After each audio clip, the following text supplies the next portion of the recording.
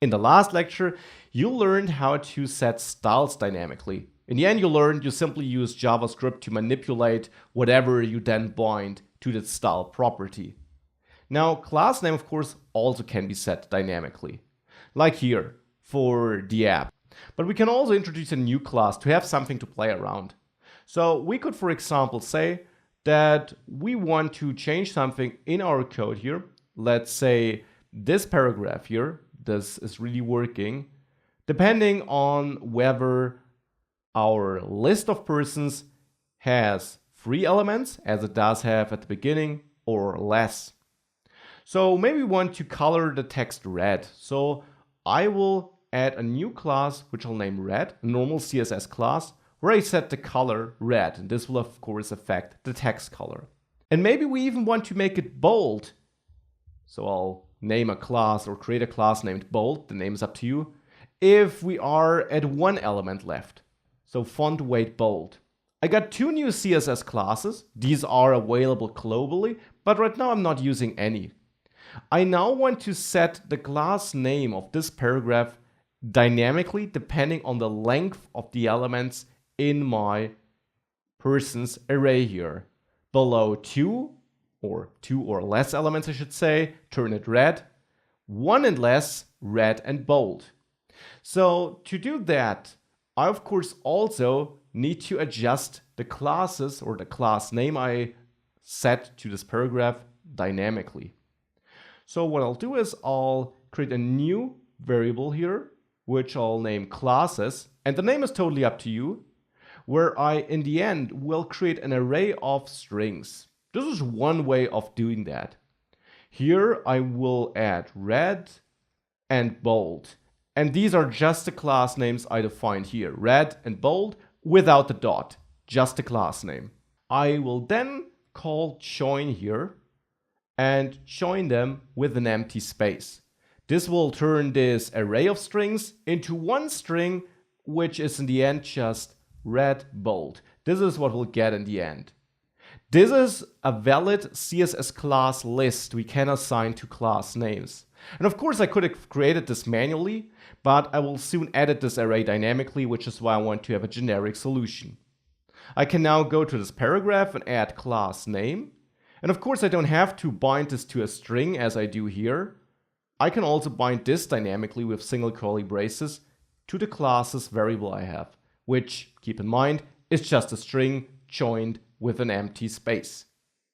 If I now save this, and make sure you also saved the app CSS file, now let's go back to the application, and it's red and bold, right from the start without us touching any persons. That sounds a bit weird, but you know what I mean. So it's red right from the start because we always assign these classes. Now we can add some dynamic nature to that. We only want to do that if it's less than 1 person, otherwise it should be red if it's less than 2, or less and equal actually. And if we have all 3 persons, none of these classes should be attached. So let me actually do something else. I'll remove the join statement here and set classes to an empty array. And then I will simply add an if statement here. And if this state person's length is smaller or equal than 2, so only 2 or less persons left, I will take classes, this variable, and actually let is just the ES6 version of var, but we can use const here because I'm never assigning a new value. So if this is less than 2, I will call push, the normal JavaScript push method, to push the red class onto this array. So at this point of time, classes will be red, like this.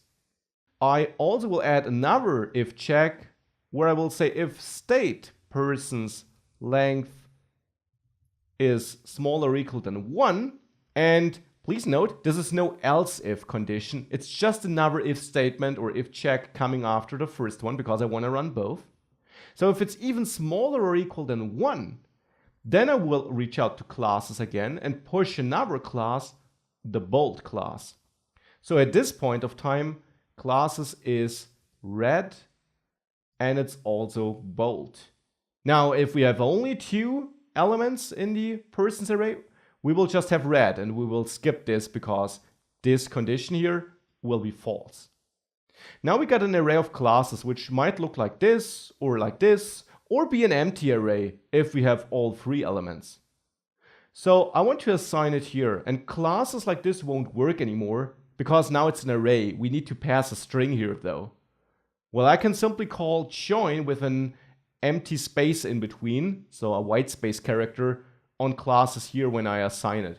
I could of course also do this prior to this and store it in a new variable. With that, I'm now assigning a string, which is simply my joined array, either nothing, either just red, or red and bold with a white space in between. And now with that, let me save this and go back. If it now reloads, it's a black text by default. Now let's toggle the persons and let's remove one. Now it's red, but not bold. If I remove another one, now it's also bold. And now if I remove a third one, it stays like this, obviously. This is showing how you can also dynamically edit and assign classes. And I can't emphasize it enough. Everything is just JavaScript. So you work with your array of classes here as you do with a normal array, because it is a normal array in normal JavaScript. And all you do in the end here is you have to make sure that you actually assign a string, as we do here with the join method.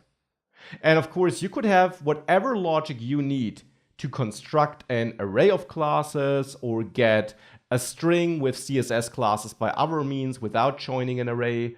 Whatever you have, maybe take some user input, which is a string by default. You can assign anything which is a valid string to class name, and it will then be handled as a list of CSS classes, which hopefully meet the classes you set up in your CSS file.